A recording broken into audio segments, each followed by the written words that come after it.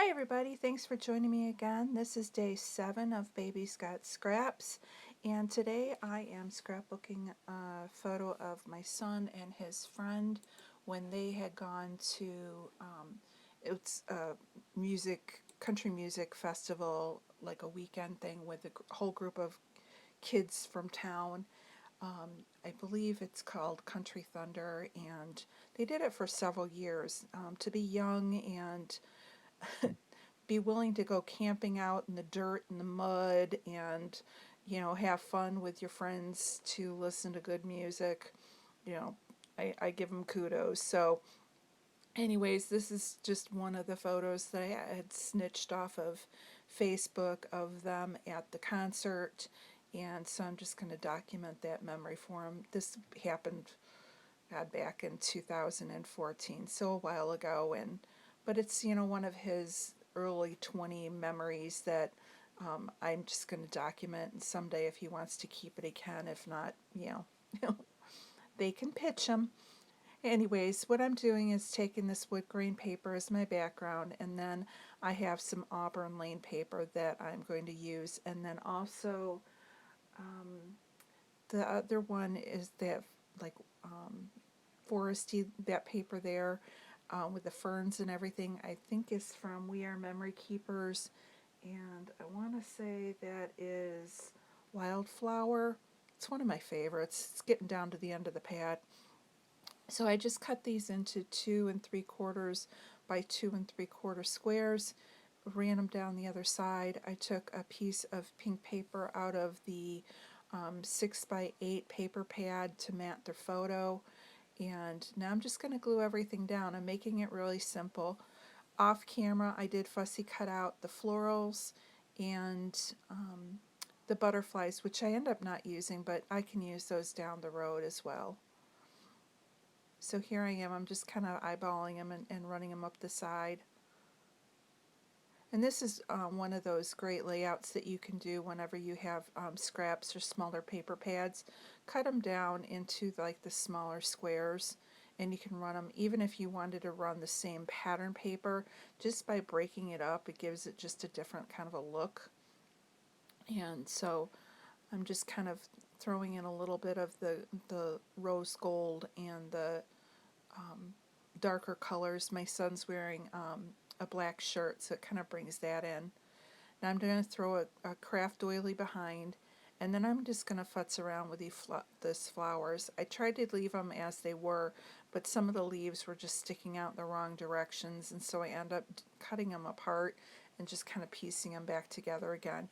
So just remember, if you ever get to where an embellishment just isn't working for how it is, cut it apart and kind of fiddle it around, and you'll be able to fit it to where you need. Now I'm going to do like I did the other day, and I'm going to start building my whole picture part as one element so I can move it around on the page. So you're going to see in a second, I'm going to glue the picture to the doily. I'm going to glue that little piece of green branding strip behind the picture. I'm going to cut the tag in half and glue that on. And I'm just going to start building it, but I'm going to leave it, I'm not going to attach it to the background. That way I can move it around and center it how I like it. And I'm not committed yet. I'm just committed to how I like the different elements that I'm putting in. So here you can see I'm just kind of building it up.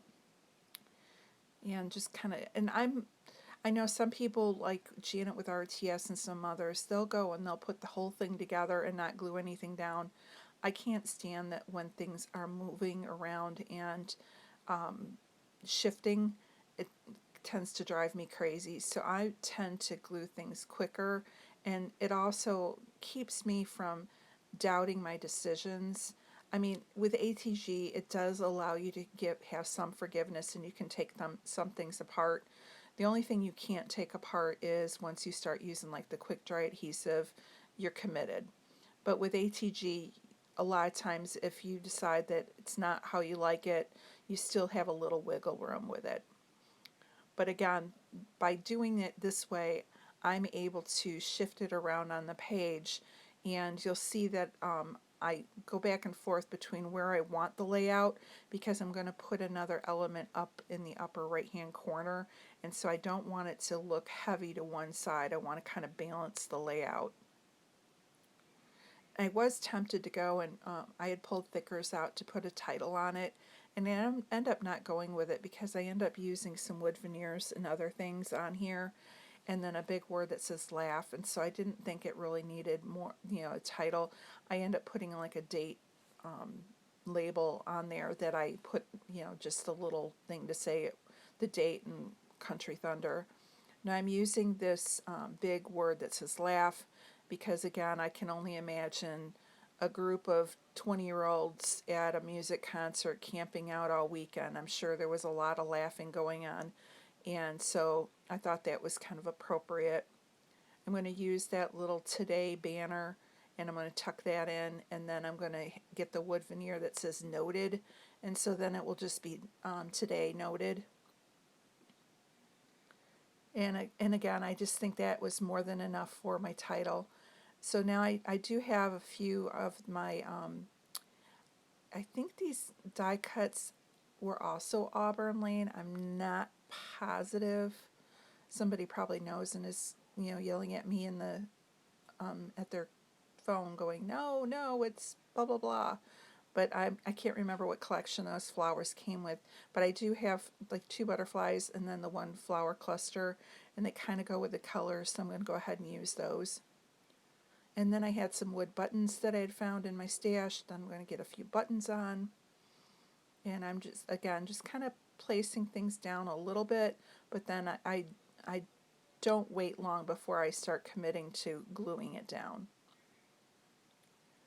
And I'm just, again, looking at the things that I cut out. Now I know I want another cluster, so I tried to put it at the bottom, but I just didn't like how it looked. The florals weren't big enough. So then I decided to grab one of the bigger clusters that I still had fussy cut out, and I'm going to end up putting that up above and use that label that says date in place.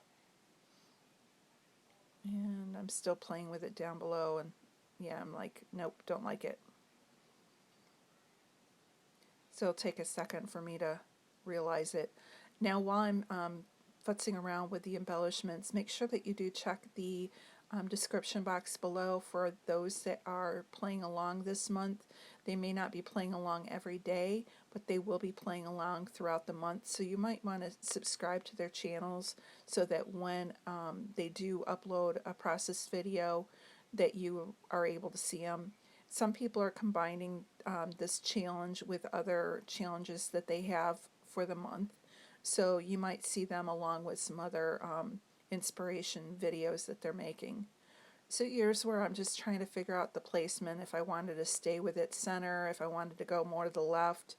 And I didn't want to cover up all the squares, so I end up lifting it up and moving it over. And I'm just cutting off the extra piece right now just to visualize it better. I thought about using that other piece that I cut off and just felt like it was too much, so I'm not going to use that. And then I'm going to shift it over to the center again and just down a little bit.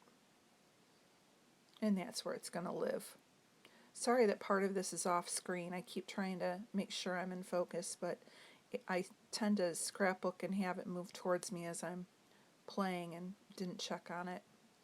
So here I'm just tucking in those last bits, trying to figure out where I wanted them. And then I'm going to go ahead and glue those down. And this butterfly, it just didn't look right until I moved it towards the bottom, and then all of a sudden it was like, yes, that's where it belongs.